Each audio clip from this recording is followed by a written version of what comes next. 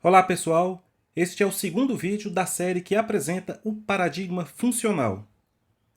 Esse vídeo é composto por 5 partes. Na primeira parte serão apresentadas as regras em Prolog. Na segunda são introduzidos os operadores relacionais e aritméticos. Em seguida são discutidas as formas que Prolog disponibiliza para a manutenção da base de dados. A quarta parte discute a recursão em Prolog e a quinta e última parte trata das estruturas de dados. Conforme comentado no vídeo anterior, os predicados são definidos por cláusulas, e as cláusulas podem ser fatos ou regras. Uma regra é uma consulta armazenada. A sintaxe para a declaração de uma regra é a seguinte: o nome do predicado, seguido pelo operador pescoço, o qual é composto por 2 pontos e um traço, e uma consulta, a qual será o corpo da regra. O operador pescoço recebe esse nome porque une a cabeça da regra ao seu corpo, onde a cabeça é o nome da regra e o corpo é a consulta armazenada. Por exemplo, a regra capitais, a qual lista todas as capitais x de uma região y, pode ser definida da seguinte forma: o nome capitais, duas variáveis x e y, as quais representam o nome e a região, o operador pescoço e as 3 consultas que definem as capitais de uma região. A primeira delas, ata a variável y, uma região, e ata a variável z, um estado da região y. A segunda consulta ata a variável x, uma cidade da região z. A terceira e última consulta será bem-sucedida apenas se a cidade x for uma capital. Para executar a consulta armazenada em uma regra, basta inserir uma consulta no ambiente interativo que utilize a regra em seu corpo. Por exemplo, a consulta capitais x norte atará em x os nomes das capitais da região norte. Já a consulta capitais x y listará todas as capitais de todas as regiões. Uma observação importante: uma mesma regra pode ser definida mais de uma vez, sendo que, a cada nova definição, ela deve ter um corpo distinto. O processo de unificação processa as regras mediante 2 passos. O primeiro deles é unificar o padrão do objetivo com a cabeça da regra. Se essa unificação é bem-sucedida, é iniciada uma nova consulta com todos os objetivos listados no corpo da regra. Esse processo de unificação permite, portanto, que as regras definam consultas em múltiplos níveis. O primeiro nível é formado pelos objetivos iniciais. O segundo nível contém objetivos do corpo da regra. Como o corpo da regra pode conter outras regras, cada regra do corpo acrescentará um nível à consulta. Um exemplo prático para o uso de regras é a definição de relações não direcionadas. Por exemplo, para definir grafos não direcionados, é possível definir uma regra connected x, y, a qual estabelece que a aresta xy implica a aresta yx. Esta regra é definida por 2 cláusulas. A primeira afirma que x estará conectado a y se a aresta xy pertence ao grafo. Já a segunda cláusula afirma que x estará conectado a y se a aresta yx está presente no grafo. Nessa definição, há uma disjunção implícita, pois a conexão é definida pela primeira cláusula ou pela segunda. Regras ou predicados que sempre falham, como o predicado feio, que apresentamos no primeiro vídeo, se utilizados em uma consulta composta, farão com que esta consulta sempre retorne falso. Isto porque tais regras não transferem o fluxo de execução para a direita, por meio da porta de saída. Nos casos em que um predicado desses foi usado, como na definição do relatório dos alunos da UNB do início do primeiro vídeo, é útil adicionar uma cláusula na regra que sempre retorne verdadeiro. Uma cláusula que sempre retorna verdadeiro é definida por meio de uma regra sem corpo. As variáveis da regra, neste caso, podem ser substituídas pela variável anônima, que é representada pelo símbolo underscore. Este código ilustra a definição de regras e também a construção de consultas envolvendo regras. Nas linhas de 1 a 14, são inseridos fatos a respeito da família Simpson. Na linha 16, é definida a primeira regra, a qual afirma que, se x e y são diferentes e ambos têm mesmo pai, então são irmãos. Observe que a mesma variável f foi utilizada nas duas últimas consultas da regra, para que o pai de ambos fosse, necessariamente, o mesmo. Para diferenciar x de y, foi utilizado o operador diferente, o qual vai ser detalhado mais adiante ainda nesse vídeo. A segunda e a terceira regra, definidas nas linhas 17 e 18, diferenciam os irmãos por sexo. Já os comentários das linhas 20 e 21 exemplificam duas consultas envolvendo as regras definidas. A primeira consulta procura pelas irmãs de Bart. A variável x assumirá corretamente os valores Lisa e Meg. Já a segunda consulta deveria listar os irmãos de Meg, mas não o faz. O motivo dessa consulta não funcionar reside no comportamento do operador diferente, o qual não é exatamente o esperado à primeira vista. A situação curiosa, neste caso, é que a mesma regra é utilizada para definir as irmãs de Bart, e a consulta anterior foi bem sucedida.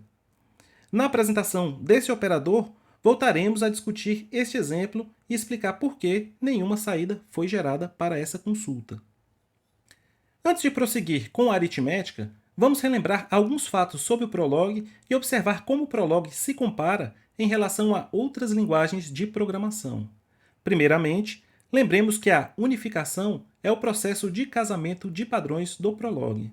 Esta unificação permite a comunicação entre fatos e regras. Em segundo lugar, o fluxo de execução do Prolog é controlado pelo backtracking.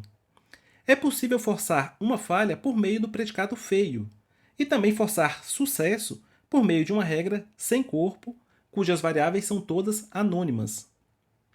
Em terceiro lugar, ao confrontar o Prolog com outras linguagens baseadas em paradigmas imperativos, o backtracking substitui os laços. De forma semelhante ao paradigma funcional, o casamento de padrões do Prolog substitui as condicionais e também as estruturas de seleção. Por fim, as regras podem ser escritas e testadas individualmente, o que permite o desenvolvimento modular e também a abstração de procedimentos e dados. O Prolog também tem suporte para expressões aritméticas. Para avaliar tais expressões, é utilizado o predicado is, cuja sintaxe é diferente dos demais predicados. A principal diferença é que o predicado is é infixado, de modo que à sua esquerda deve haver uma variável, a qual será atada o valor da expressão aritmética à sua direita. Este valor será desatado quando o backtracking retornar ao predicado por meio da porta de retomada. As expressões também podem ser escritas de forma semelhante à utilizada nas demais linguagens, uma vez que os operadores aritméticos são também infixados e utilizam regras de precedência equivalentes. No primeiro dos exemplos abaixo, o valor 4 será atado à variável x. Já no segundo exemplo, como o operador de multiplicação tem maior precedência em relação ao operador de adição, x será atado ao valor 14. Caso seja necessário subverter a ordem de precedência dos operadores ou deixar uma expressão mais clara e legível, basta utilizar os parênteses. Ao inserir parênteses no exemplo anterior, obtemos este novo exemplo, onde a adição será feita antes da multiplicação. Assim, neste novo exemplo, x será atado ao produto de 3 por 6, que é igual a 18. Prolog também tem suporte para os operadores relacionais, mas com importantes diferenças.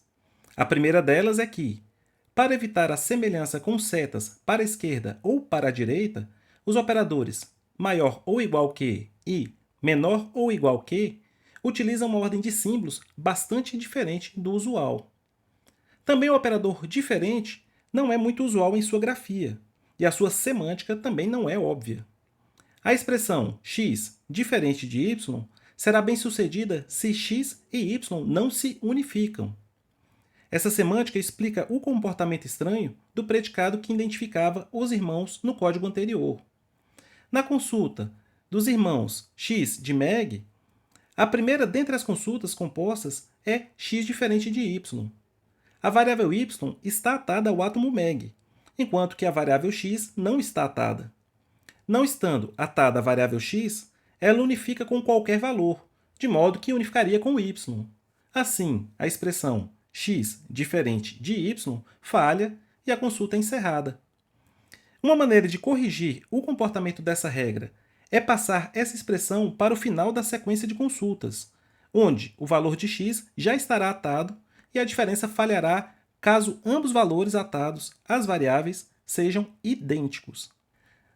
Voltando aos operadores, temos dois exemplos de regra que são definidas por meio de expressões aritméticas. A primeira delas define os juros simples x de um montante p, resultante da aplicação de uma taxa de juros j em um período de tempo t. O segundo exemplo tem mesma semântica para as variáveis, porém computa os juros compostos.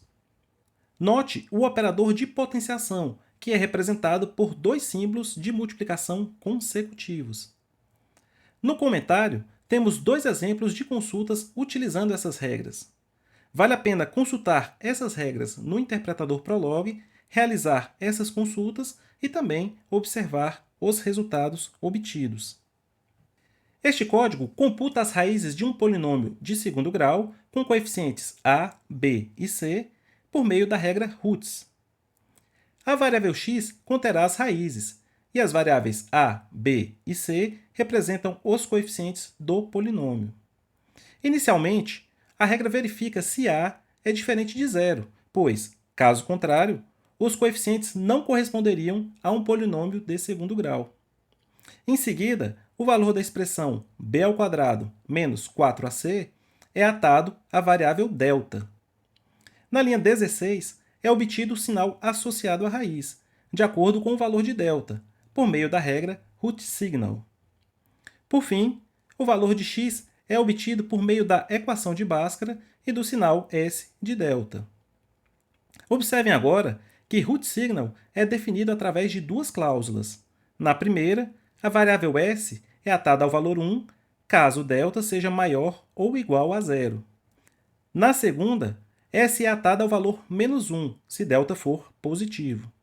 Deste modo, no processo de backtracking, um valor positivo para delta casará com ambas cláusulas, produzindo assim as duas raízes distintas.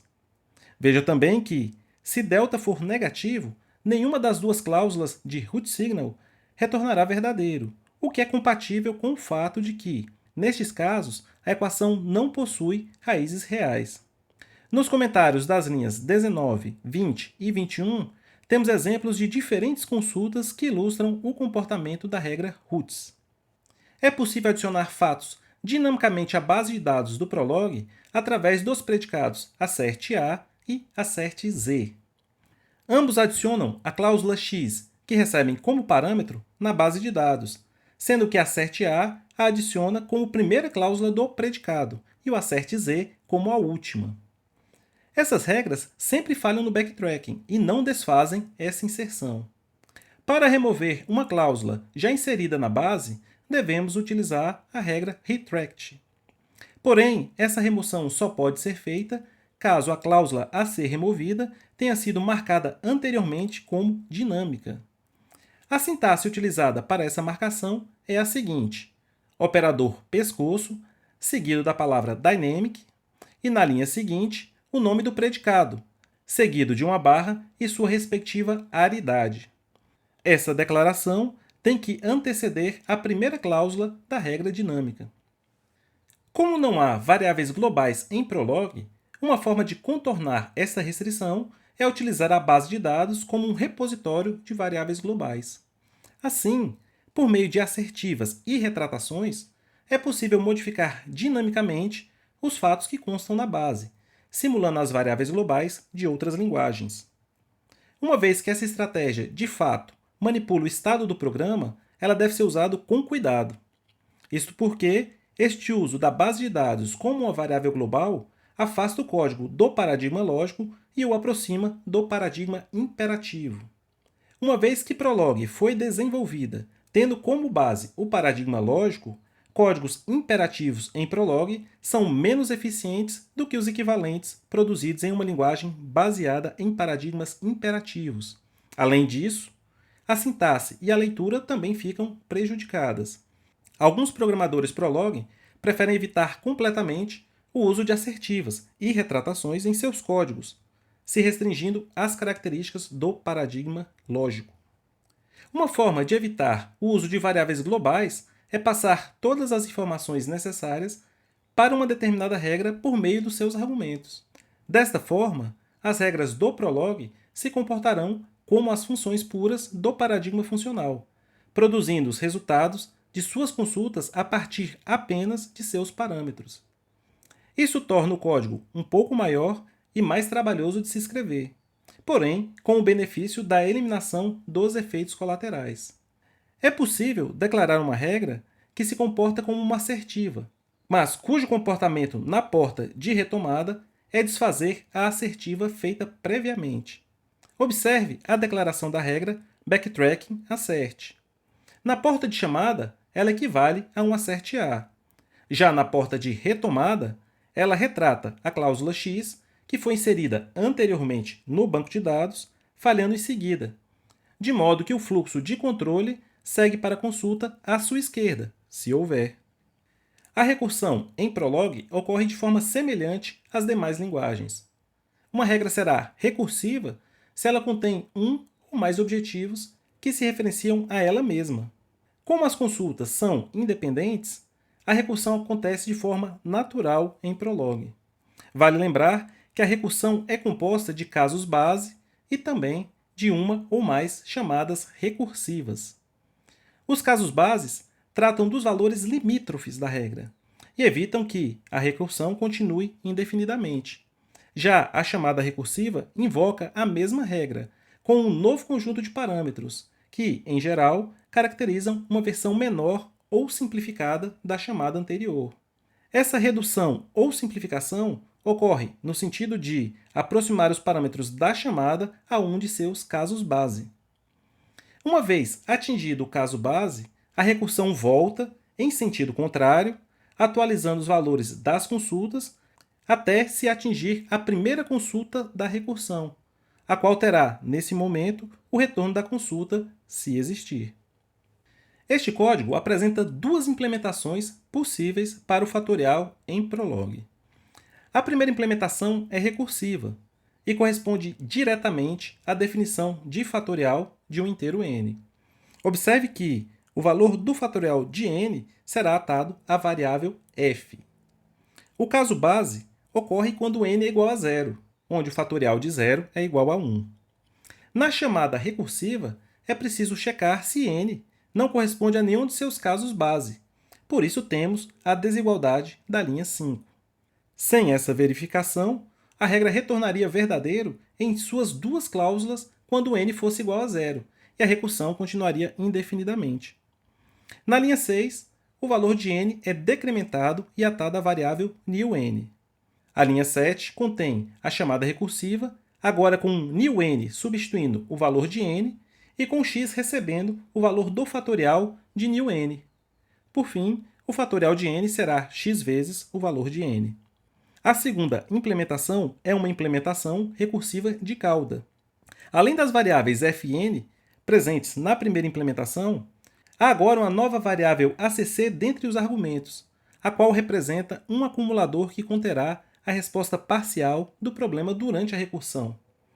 O caso base, novamente, acontece quando n é igual a zero. Porém, o valor de retorno agora é o valor que consta no acumulador, e não 1, como na primeira implementação. Na segunda cláusula, de factTR, temos também a verificação a respeito do valor de n, evitando o caso base, e a criação de newN, de forma idêntica à primeira implementação. A principal diferença entre ambas as implementações ocorre nas linhas 17 e 18. Na linha 17, o acumulador é atualizado, tendo seu novo valor atado à variável newACC. Na linha 18, a chamada recursiva encerra a regra, correspondendo à chamada original com novos parâmetros. Para simplificar, a chamada que o usuário faz da regra é declarada uma nova regra chamada fatorial, que repassa seus argumentos para factr, a qual inicializa o acumulador com o valor 1. Ambas implementações têm complexidade linear, porém a complexidade em memória da primeira também é linear, sendo que na segunda a complexidade de memória é constante, por ser recursão de cauda. Ao utilizar recursão em Prolog, é preciso atentar aos seguintes fatos. Em primeiro lugar, o escopo das variáveis de uma regra é a própria regra. Assim, cada nível de recursão terá o seu próprio conjunto de variáveis. A comunicação entre os diferentes níveis se dará por meio da unificação entre os objetivos e a cabeça da regra. Em segundo lugar, é preciso que os casos base sejam sempre tratados, e antes das chamadas recursivas. Isto porque o Prolog avalia as cláusulas de uma regra na mesma ordem em que foram inseridas na base de dados. A verificação dos casos base também deve ser feita nas chamadas recursivas, para que a cláusula associada à chamada recursiva retorne falso para os casos base, evitando que a recursão continue indefinidamente. A liberdade que Prolog dá, no sentido de usar variáveis em quaisquer argumentos de uma regra durante uma consulta, faz com que a ordem dos predicados em uma chamada recursiva afete, positiva ou negativamente, a performance da consulta como um todo. As estruturas de dados em Prolog combinam termos primitivos e mesmo outras estruturas de dados para gerar novos tipos. Estes novos tipos podem melhorar a legibilidade do código, ao se aproximarem dos entes relacionados ao problema a ser resolvido. A declaração de uma nova estrutura de dados em Prolog é idêntica à declaração de um fato. Em Prolog, a distinção entre fatos e estruturas de dados se dá no campo semântico e não no sintático. Este fato está em consonância com a afirmação feita no primeiro vídeo de que em Prolog a distinção entre dados e procedimentos não é muito clara, como é nas outras linguagens. Cada um dos argumentos ou campos de uma estrutura de dados será ou um termo primitivo ou uma estrutura de dados. No exemplo, declaramos uma estrutura char com 3 membros. A semântica desses termos é indiferente para o Prolog, mas para o programador é fundamental. Assim, é vital que essa semântica seja ou autoevidente ou que ela seja explicada em um comentário próximo à sua primeira definição ou uso. Aqui, o primeiro membro seria a montadora do veículo, o segundo, a sua cor, e o terceiro e último, o número de portas do carro. Em consultas que utilizam estruturas de dados, a ordem dos argumentos é importante, uma vez que a unificação ocorrerá em cada membro, de acordo com o tipo de cada membro. Lembre-se de que um campo pode ser ignorado em uma consulta por meio de uma variável anônima, que é representada pelo underscore. Uma maneira alternativa para se evidenciar a semântica de cada um dos membros de uma estrutura é tornar cada membro uma estrutura com um só campo, de modo que o nome dessa estrutura forneça a semântica do campo. Ao usar estruturas nos membros 2 e 3 do exemplo, fica claro que o segundo se refere a cores e o terceiro ao número de portas. Antes de finalizar, vou apresentar para vocês o predicado not, cuja aridade é 1. Este predicado será utilizado em exemplos de códigos nessa série de vídeos, e ele falha se o objetivo é bem-sucedido e é bem-sucedido se o objetivo falha. Ou seja, a sua semântica remete à negação lógica. Para finalizar esse vídeo, apresentarei para vocês um código com um exemplo de uma estrutura de dados recursiva em Prolog. Nas primeiras 17 linhas, temos fatos associados a uma estrutura de dados que representam uma matriosca. Matriosca é uma boneca russa que contém bonecas semelhantes em seu interior. Essas regras afirmam que a boneca do tipo do primeiro parâmetro contém uma outra boneca do tipo do segundo parâmetro. Na linha 20, é declarada uma regra que lista todas as bonecas contidas em uma boneca M dada, inclusive as bonecas contidas em bonecas em seu interior. Para isso, essa regra tem como objetivo a regra list, que recebe a boneca M e o nível inicial do recuo usado na impressão. Inicialmente, esse recuo é igual a 0.